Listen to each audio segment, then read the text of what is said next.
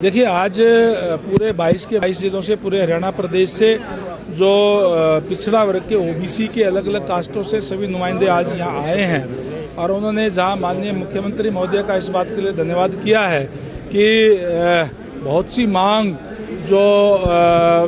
थी उनको पूरा करने का काम माननीय मुख्यमंत्री ने किया है। वहीं माननीय मुख्यमंत्री महोदय ने पूरे हरियाणा प्रदेश के ओबीसी समाज का इस बात के लिए धन्यवाद किया है कि लगातार तीसरी बार जो सरकार आई है उसमें अहम योगदान ओबीसी समाज का है, उसके लिए धन्यवाद करने का काम किया है। वहीं ओबीसी समाज की जो डिमांड है, क्योंकि ओबीसी समाज के साथ जो पूर्व की सरकारों में भूपेंद्र सिंह हुड्डा जी की सरकार के अंदर,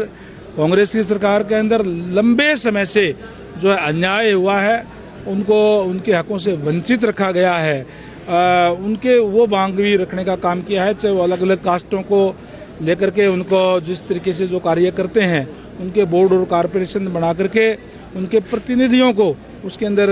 स्थान दिया जाए ताकि उन लोगों की समस्याएं जो छोटी मोटी है वो उसी स्तर पे वो दूर की जा सके। वहीं जो क्लास 1 और क्लास 2 की जो नौकरियां हैं उसके अंदर केंद्र की तर्ज के ऊपर, क्योंकि ओबीसी समाज को 27% आरक्षण आज सेंट्रल गवर्नमेंट देती है क्लास 4 से लेकर के क्लास 1 तक, वही लागू करने का काम हरियाणा में भी कहा है। क्लास 3 और क्लास 4 के अंदर तो ये लागू है 27%,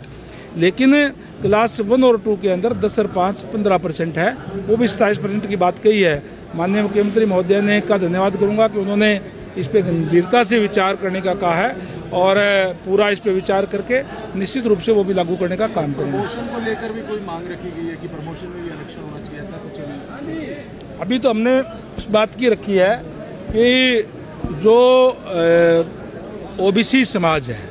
उसका अधिकार बनता है कि 27% आरक्षण सेंटर ने भी दिया हुआ है, स्टेट ने भी क्लास 3-4 के अंदर दिया हुआ है, तो क्लास 1 और 2 के अंदर क्यों नहीं? ये इनके साथ अन्याय है और मैं समझता हूँ कि आदरणीय नायब सैनी जी की सरकार है, इस सरकार के अंदर अन्याय नहीं होगा, वो पूरा किया जाएगा। तो क्या आश्वासन मिला सर मुख्यमंत्री ने? माननीय मुख्यमंत्री महोदय ने कहा है कि इस पे गंभीरता से विचार करके इसकी फिजिबिलिटी चेक करवा करके सारी बात करके, ताकि कोई कल को उसके अंदर कोई लीगली कोई अड़चन ना आए, वो बात करके और उसको लागू करने का काम करेंगे। एक लॉ एंड ऑर्डर को लेकर लगातार कांग्रेस सवाल उठा रही है, आज रणदीप सुरजेवाला की तरफ से प्रेस कॉन्फ्रेंस की गई है। कांग्रेस की बात तो मैं क्या कहूँ, कांग्रेस के समय में जिस तरीके का लॉ एंड ऑर्डर था, रणदीप सुरजेवाला जी उस सरकार के अंदर शामिल थे, तब लोगों को गांव तक छोड़ना पड़ गया था, गांव पलायन करके और जाना पड़ गया था। जिस तरीके से देश के अंदर बंटवारा हुआ था उस टाइप से लोगों को जा करके और हिसार के अंदर डेरा लगाना पड़ा। हमने तो उनको बसाने का काम किया है। जहाँ तक क्राइम की बात है, जो क्राइम करने वाले हैं उनको किसी भी सूरत में बख्शा नहीं जाएगा। माननीय मुख्यमंत्री महोदय ने इस बात की पूरी हमारी पुलिस को छूट दी है कि वो अपने जो क्राइम करने वाले हैं उनके खिलाफ कार्रवाई करेगी और उनको जेल में डालने का काम करेगी।